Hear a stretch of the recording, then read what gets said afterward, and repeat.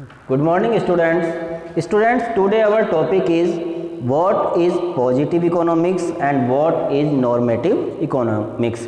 We will try to understand what is positive economics किसे कहते हैं एंड नॉर्मेटिव इकोनॉमिक्स किसे कहते हैं. तो इसके वर्ड से अगर हम देखें पॉजिटिव और नेगेटिव मतलब सकारात्मक और नॉर्मेटिव मतलब जिसकी कोई खास वैल्यू नहीं होती ऐसे ही नाम का. तो वर्ड मीनिंग के अकॉर्डिंग तो इसका ये हो गया कि ये कुछ वैल्यूएबल होता है और ये कुछ कम वैल्यू मतलब वैल्यू इसकी नहीं होती नॉर्मेटिव इकोनॉमिक्स की.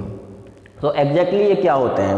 Positive economics deals with economic issues और economic problems related to past present और फ्यूचर. पास्ट प्रेजेंट और फ्यूचर से रिलेटेड जो economic issues, economic problems, economic behaviour होते हैं उनकी जो स्टडी होती है उसको हम बोलते हैं पॉजिटिव इकोनॉमिक्स. मींस पास्ट में अगर कोई बात कही गई है तो वो पॉजिटिव इकोनॉमिक्स है, प्रेजेंट इस समय और फ्यूचर में. For example it deals with such economic situations which can be studied by using facts and figures. तो यहाँ पर हम फैक्ट्स और फिगर्स के अकॉर्डिंग जो टेबल होती है हमारी डाटा होता है उसके अकॉर्डिंग हम कंपेयर कर सकते हैं कि पास्ट में क्या कंडीशन थी, प्रेजेंट में क्या कंडीशन थी और फ्यूचर में क्या होगा. कोई इकोनॉमिक प्रॉब्लम है, पास्ट में क्या उसकी कंडीशन थी, तो इसको हम क्या है ना फैक्ट्स और फिगर से इसको हम अंडरस्टैंड कर सकते हैं. Number first example is for example on the eve of independence means आज़ादी के समय poverty in India affected larger percentage of population than now. Means जब हमारा देश आज़ाद हुआ इन 1947 उस समय जो पॉवर्टी की कंडीशन थी, पॉवर्टी वो ज़्यादा थी प्रेजेंट टाइम से.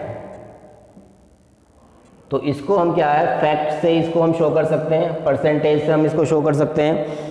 जो नंबर ऑफ पीपल हैं उनको काउंट करके हम इसको शो कर सकते हैं कि प्रेजेंट में इतने लोग पुअर हैं और पास्ट में इतने लोग पुअर थे. तो इसको हम बोलते हैं positive economics. Next one is for example 22% of population in India is absolutely poor. It is an observation related to present. तो ये तो हमारा जो ऑब्जर्वेशन है ये हो गया रिलेटेड टू पास्ट. और अगर हम ये कहें कि इस समय एग्जैक्टली 22% जो पॉपुलेशन है वो एब्सोल्यूट पुअर है. कैसी है? एब्सोल्यूट पुअर मतलब बिल्कुल गरीब, उसके पास बेसिक नीड्स नहीं है. एब्सोल्यूट पुअर किसे कहते हैं? जिनके पास बेसिक नीड्स नहीं है. Basic needs means food, shelter, home, education and health facilities. Health तो जिनके पास बेसिक ये चीज़ नहीं है, हेल्थ, एजुकेशन, फूड, शेल्टर, तो इसको हम बोलते हैं एब्सोल्यूट पुअर. तो ये कितना इस समय फॉर एग्जांपल 20% है. तो ये हो गया प्रेजेंट टाइम ऑब्जर्वेशन. तो ये this is the example of positive economics. Next for example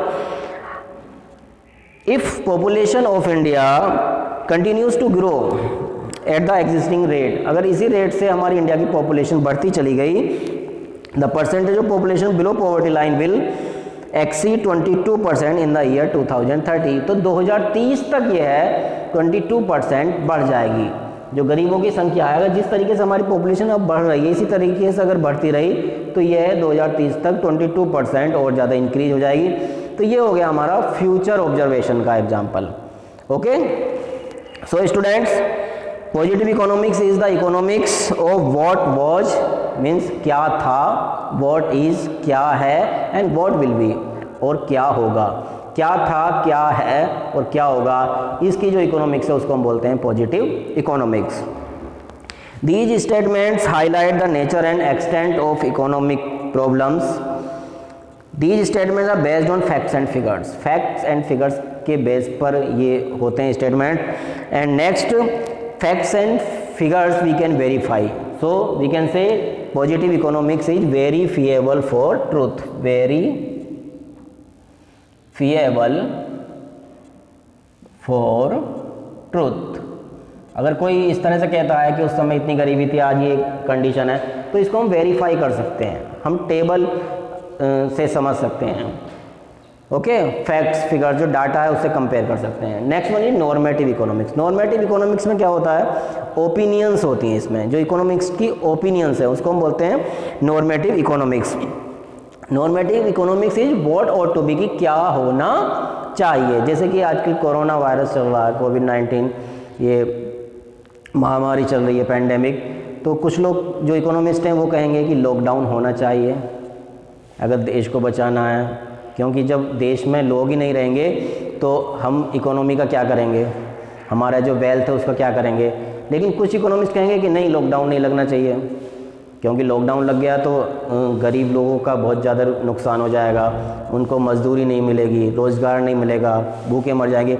तो इस तरह से जो ओपिनियंस होती हैं अलग अलग इकोनॉमिस्ट की, तो उसको हम बोलते हैं नॉर्मेटिव इकोनॉमिक्स। जैसे बेरोज़गारी भत्ता मिलना चाहिए, अनएम्प्लॉयमेंट अलाउंस, कुछ लोग इकोनॉमिस्ट कहेंगे कि यस होना चाहिए, लेकिन कुछ कहेंगे नहीं, ये तो हमारे जो टैक्स पेयर्स हैं उनकी जो मेहनत से काम कर रहे हैं उनकी जो पैसे की बर्बादी है। जब कोई काम नहीं कर रहा तो उसको बिना काम के जो अनएम्प्लॉयमेंट अलाउंस है,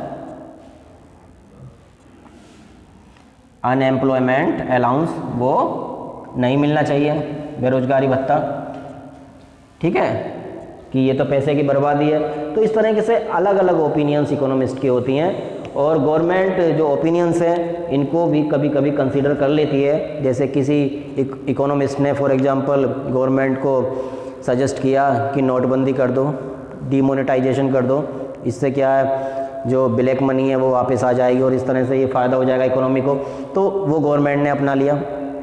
तो इस तरह से क्या है ना, जो नॉर्मेटिव इकोनॉमिक्स में क्या है, ओपिनियंस होती हैं, और these are not variable for truth, इनको हम वेरीफाई नहीं कर सकते कि ये सही है या गलत है, because these are just opinions. So this is called normative economics. For example MG NREGA, Mahatma Gandhi rural guarantee act will one day bring an end to the problem of unemployment. कोई इकोनॉमिस्ट कहेगा कि ये बहुत अच्छा है, MG नरेगा ये गांव में बेरोजगारी को ख़त्म कर देगा, एक दिन ऐसा आएगा।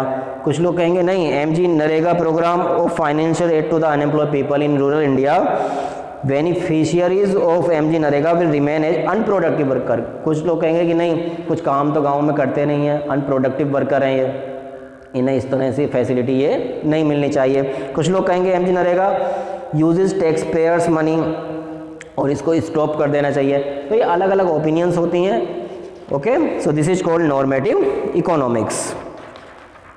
Now students, next term is what is economy. What is economy? Economy किसे कहते हैं? Economy, people perform different activities to earn their living. अपनी जीविका को चलाने के लिए लोग अलग अलग तरीके के काम करते हैं। For example, teacher go to school, okay, doctors goes to their clinic and treat the patients, lawyers go to court room. Okay, तो अपनी जीविका को, अपनी अर्निंग को, अपनी लिविंग को अर्न करने के लिए लोग अलग अलग तरह का जो काम करते हैं, डिफरेंट एक्टिविटीज़, तो उसी को हम बोलते हैं इकोनॉमी। ओके, फार्मर्स अपने खेतों पर जाते हैं खेती करने के लिए, सो this is also economic activity. Economic activity वो नहीं है जो विदाउट अर्निंग हम कर रहे हैं। जैसे कोई टीचर अपने ही बच्चों को कोई पढ़ा रहा है घर पर, तो वो इकोनॉमिक एक्टिविटी नहीं है, क्योंकि उससे उसको कोई सैलरी नहीं मिल रही। कोई हाउसवाइफ अपने घर पर काम कर रही है, उसकी कोई सैलरी उसको नहीं मिलती खाना बनाने की। ओके, तो ये हो गया non economic activity. Okay, simple economy and complex economy, दो तरह की इकोनॉमी होती है, सिंपल और कॉम्प्लेक्स। जैसे फॉर एग्जांपल, जो स्टूडेंट्स हैं वो किसके ऊपर डिपेंड होते हैं? स्टूडेंट्स टीचर के ऊपर। ओके, टीचर से उनको नॉलेज मिलती है, दे गेट नॉलेज। और टीचर किस किस के ऊपर डिपेंड है? बार्बर के ऊपर, उसको नाई कट से जाकर बाल कटवाने हैं। हलवाई के ऊपर कन्फेक्शनरी शॉप से उसको मिल्क लाना है। ओके, ग्रोसरी वाले के ऊपर डिपेंड है। और किसके ऊपर डिपेंड है? बैंक के ऊपर डिपेंड है। ओके, बैंक से ट्रांजैक्शन करना उसको। बेकर के ऊपर डिपेंड है, बेकर से उसको खाने पीने की चीज़ें लानी हैं। तो इस तरह से देयर आर मैनी थिंग्स जिनके ऊपर लोग आपस में एक दूसरे के ऊपर डिपेंड है। म्यूचुअल इंडिपेंडेंस लोगों के बीच में पाई जाती है। तो इसी को हम बोलते हैं जो इकोनॉमी में अगर म्यूचुअल इंटरडिपेंडेंस कम है, अगर एक्सचेंज लोग ज़्यादा नहीं करते आपस में, कम सर्विसेज हैं, कम प्रोडक्ट हैं, तो उसको हम बोलते हैं सिंपल इकोनॉमी। और देखिए पहले पुराने टाइम में सिंपल इकोनॉमी थी क्योंकि चीज़ें बहुत कम थी।